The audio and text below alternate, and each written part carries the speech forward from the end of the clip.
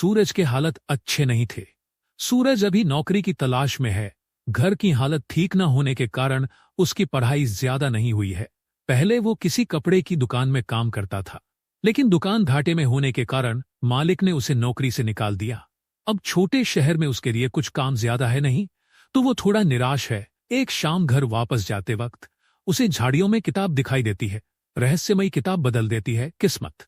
किताब को उठाकर देखता है, उसके कवर पर ही लिखा होता है, जो भी यह किताब खोलेगा, यह किताब चमत्कारी रूप से उसके जीवन को बदल देगी। सूरज को पहले तो यकीन नहीं होता है, लेकिन फिर भी वो उसे घर ले जाता है। घर पर ले जाकर वो किताब को खोल के पढ़ना शुरू करता है।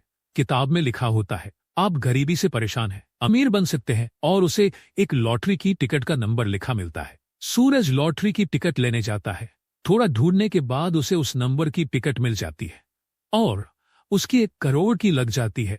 किताब में आगे लिखा होता है, सूरज वही करता है। किताब उसे एक बस लेने को कहती है। सूरज वैसा ही करता है और धीरे धीरे किताब की मदद से 1 साल में सूरज की 5 बसें चलने लगती है।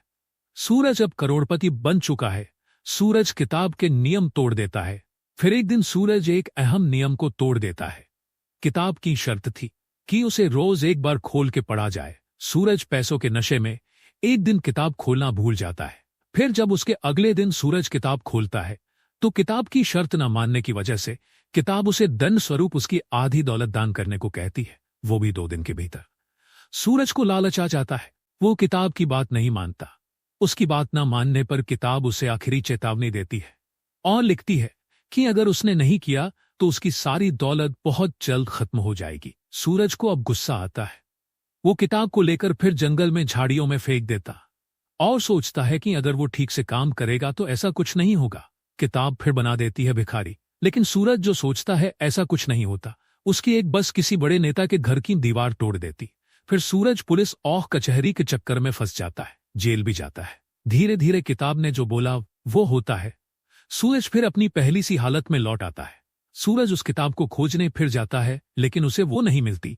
शायद अब वो और किसी का भविष्य बदल रही होंगी।